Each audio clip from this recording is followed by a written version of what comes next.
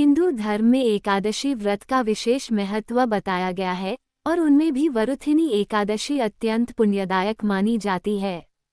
यह व्रत वैशाख मास के कृष्ण पक्ष की एकादशी को किया जाता है। शास्त्रों के अनुसार यह व्रत मनुष्य के पापों का नाश करता है, दुर्भाग्य को सौभाग्य में बदल देता है और जीवन में सुख समृद्धि लाता है। प्राचीन समय की बात है। नर्मदा नदी के पवित्र तट पर एक महान और धर्मात्मा राजा राज्य करते थे, जिनका नाम मंधाता था। राजा मंधाता सूर्यवंशी वंश के थे और अपने न्याय, दया तथा धर्म पालन के लिए दूर दूर तक प्रसिद्ध थे। उनकी प्रजा भी उनसे अत्यंत प्रसन्न रहती थी, क्योंकि वे अपने राज्य में किसी भी प्रकार का अन्याय नहीं होने देते थे। राजा मंधाता भगवान विष्णु के परम भक्त थे।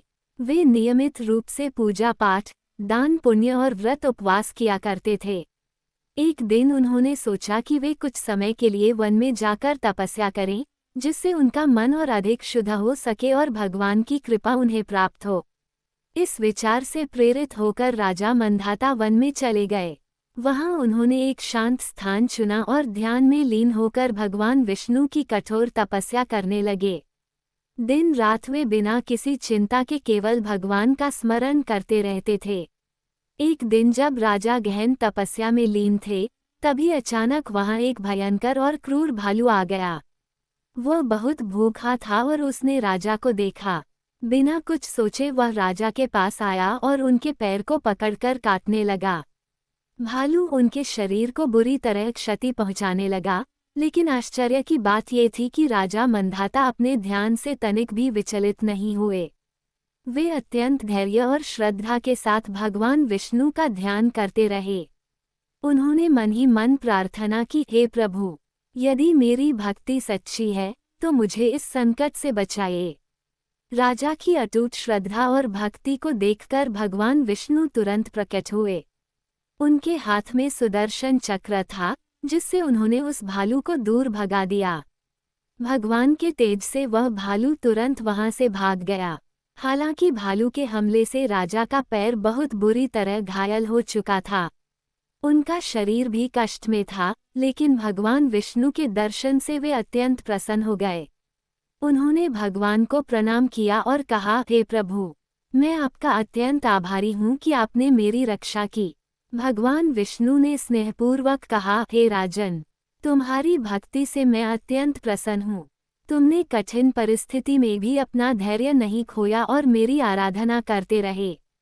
इसलिए मैं तुम्हें एक उपाय बताता हूँ, जिससे तुम्हारा ये घाव ठीक हो जाएगा और तुम्हें अपार सौभाग्य की प्राप्ति होगी।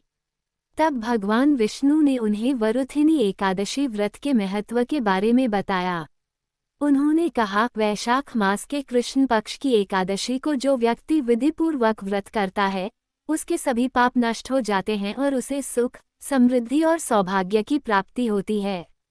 यह व्रत अत्यंत फलदायी है।